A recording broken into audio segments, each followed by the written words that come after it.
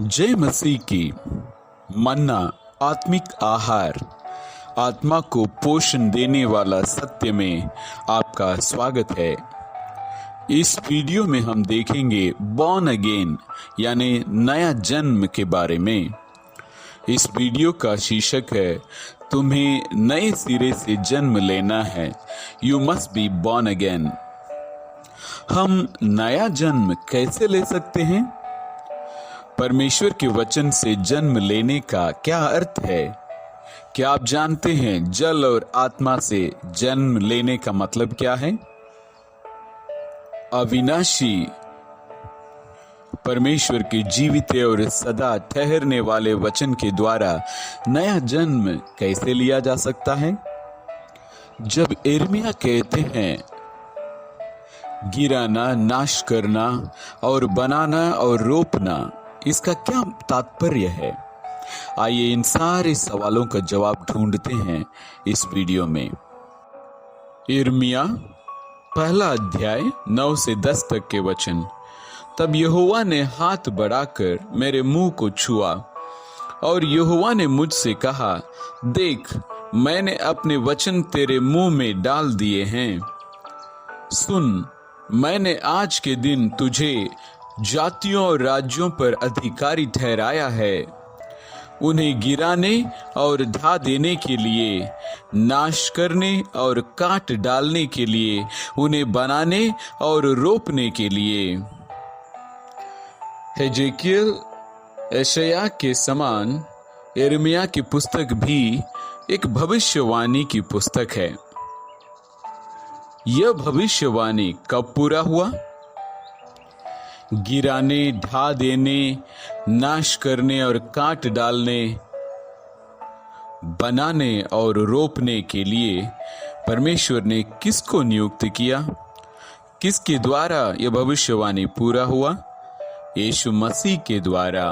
उनके पहले आगमन के समय में यह भविष्यवाणी पूरा होता है। अंग्रेजी बाइबल बताता है to root out and to pull down, यानी उखाड़ फेंकने के लिए। क्या उखाड़ फेंकने के लिए? शैतान के बीज को उखाड़ फेंकना है। लोग यीशु मसीह के पास आते हैं और उनसे कहते हैं, आप और आपके शिष्य परंपरा के अनुसार अपना हाथ नहीं धोते हैं। यह मानव शिक्षा में आती है, परंपरा में आता है, और इसलिए यह शैतान का बीज है जिसे यीशु द्वारा उखाड़ फेंकना है। To destroy and to throw down, यानी नाश करने और काट डालने के लिए। किसे नाश करना है? शैतान के घर को नष्ट करना है। जिस पत्थर को राजमिस्त्रियों ने ठुकरा दिया वही कोने का पत्थर बन गया। यीशु मसीह के समय राजमिस्त्री कौन थे? फरीसी, यहूदी, शास्त्री और याजक। इनका जिम्मेवारी था ऐसा घर का निर्माण करना जिससे परमेश्वर प्रेम करता है। लेकिन ये नेता शैतान के लिए काम कर रहे थे, इसलिए यीशु ने कहा, तुम अपने पिता शैतान के हो। वे किस प्रकार के घर बना रहे थे? शैतान के घर। लोग झूठी शिक्षाएं प्राप्त कर रहे थे और इस कारण वे शैतान के घर बन रहे थे। यीशु को इस शैतान के घरों को नष्ट करना और उलटना है। जब आप खरपतवारों को निकालते हैं और शैतान के घरों को नष्ट करते हैं, तो उसके बाद क्या करना चाहिए? परमेश्वर का बीज रोपना, परमेश्वर का घर वहां पर बनाना चाहिए। यीशु का यह मिशन बहुत ही कठिन था, उतना आसान नहीं था। शैतान के घर को उखाड़ फेंकना, नष्ट करना और फिर परमेश्वर के घर बनाना, यह एक प्रक्रिया है। झूठी शिक्षाओं से छुटकारा पाना जो परमेश्वर का नहीं है और उसे उखाड़ फेंकना और उस जगह पर परमेश्वर के बीज को पुनः रोपना, नए सिरे से जन्म लेना है ताकि वहां परमेश्वर का घर बने और परमेश्वर की आत्मा वहां पर वास करें। इस प्रक्रिया को ही हम नए सिरे से जन्मे या फिर हम नया जन्म कहते हैं। यूहन्ना 3 का 3 से 6 तक के वचन। यीशु ने उसको उत्तर दिया, मैं तुझसे सच सच कहता हूँ, यदि कोई नए सिरे से ना जन्मे तो परमेश्वर का राज्य देख नहीं सकता। निकोदेमुस ने उससे कहा, मनुष्य जब बूढ़ा हो गया तो कैसे जन्म ले सकता है? क्या वो अपनी माता के गर्भ में दूसरी बार प्रवेश करके जन्म ले सकता है? यीशु ने उत्तर दिया, मैं तुझसे सच सच कहता हूँ, जब तक कोई मनुष्य जल और आत्मा से ना जन्मे तो वो परमेश्वर के राज्य में प्रवेश नहीं कर सकता। क्योंकि जो शरीर से जन्मा है वो शरीर है और जो आत्मा से जन्मा है वो आत्मा है। निकोदेमुस परमेश्वर में विश्वास रखने वाले व्यक्ति थे। वे यहूदियों के प्रमुख नेताओं में से एक थे। तो फिर यीशु ने उसे देखकर क्यों कहा कि नए सिरे से जन्म लेने की आवश्यकता है? क्या निकोदेमुस ने यीशु मसीह की बात को सही समझा? बिल्कुल नहीं। यीशु मसीह का यह मतलब नहीं था कि मां के गर्भ में लौटकर फिर से कोई जन्म लिया जाए। यीशु ने कहा है, जल और आत्मा से जन्म लेना है। यूहन्ना 15 का 3 कहता है, पानी यानी जल का अर्थ है परमेश्वर का वचन। तुम तो उस वचन के कारण जो मैंने तुमसे कहा है शुद्ध हो।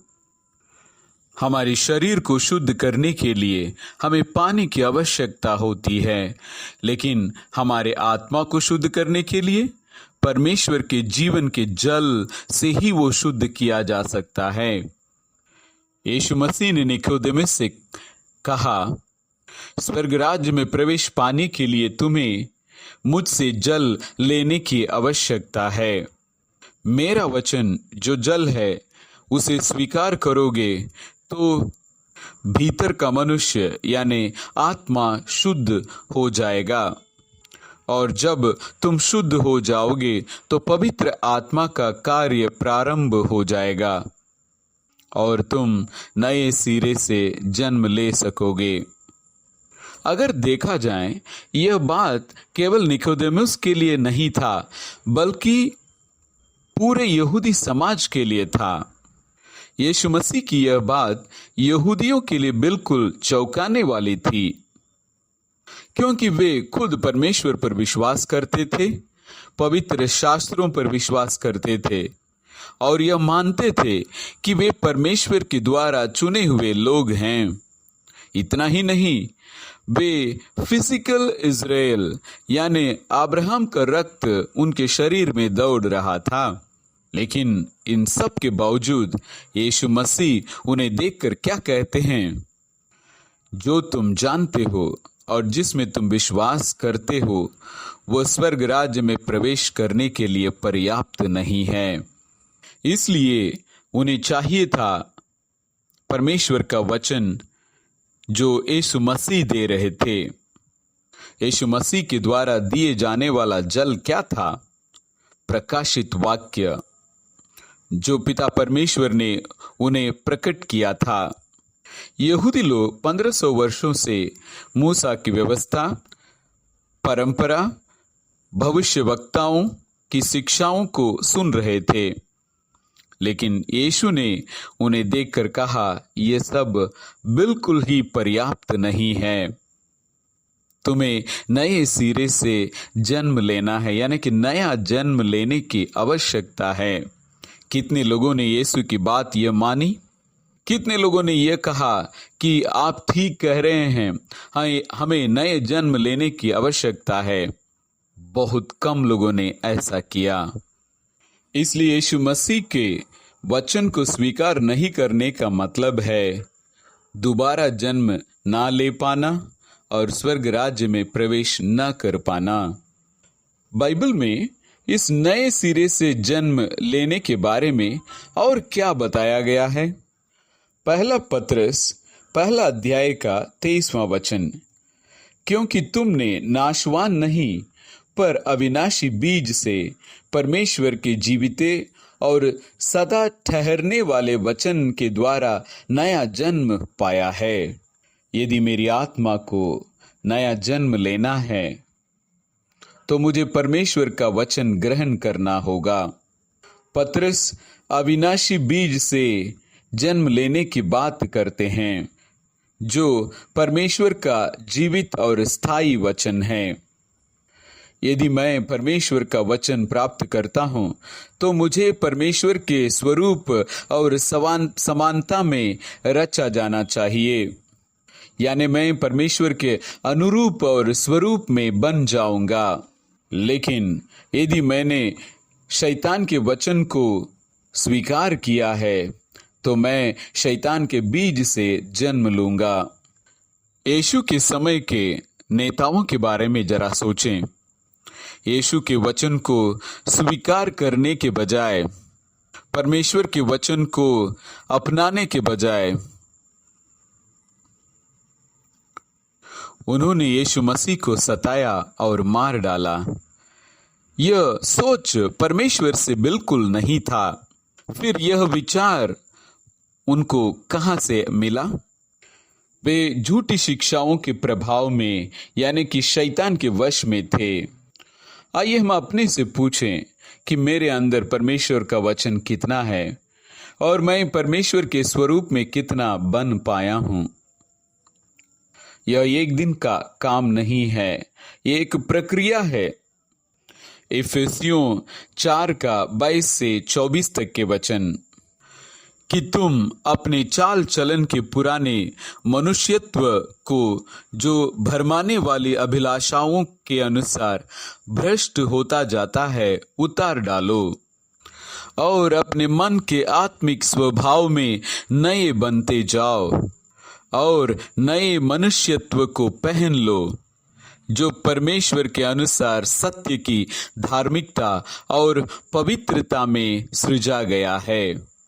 इस वचन के अनुसार जब हम परमेश्वर का वचन को ग्रहण करते हैं तो नए सिरे से जन्म लेते हैं और अपने पुराने स्वभाव को त्याग देते हैं, जो कपटी इच्छाओं के कारण भ्रष्ट हो चुका है। पौलुस कहते हैं, उस पुराने मनुष्यत्व को उतार डालो और नए मनुष्यत्व को पहन लो, जो परमेश्वर के अनुसार सत्य की धार्मिकता और पवित्रता में सृजा गया है। यह ऐसा नहीं है कि एक दिन में हम पवित्र बन जाते हैं। यह एक प्रक्रिया है, यह एक युद्ध है। नए मनुष्यत्व को पहन लेना या उतार डालना यह एक युद्ध है जो हमें प्रतिदिन जीतना होगा। हो सकता है कभी कभी हम ठोकर भी खा सकते हैं, लेकिन हमें हिम्मत नहीं हारनी चाहिए। हमें निरंतर आगे बढ़ते रहना चाहिए, क्योंकि मसीह हमारा आदर्श है। यही कारण है यीशु मसीह ने कहा, अपना क्रूस उठाओ और मेरा अनुकरण करो। हर दिन हमें अपने पुराने स्वभाव को त्यागना होगा और परमेश्वर का वचन ग्रहण करके नया स्वभाव को धारण करना होगा। तभी हम नया जन्म ले पाएंगे और परमेश्वर के संतान बनेंगे। स्वर्ग और अनंत जीवन को विरासत में हम पा सकेंगे।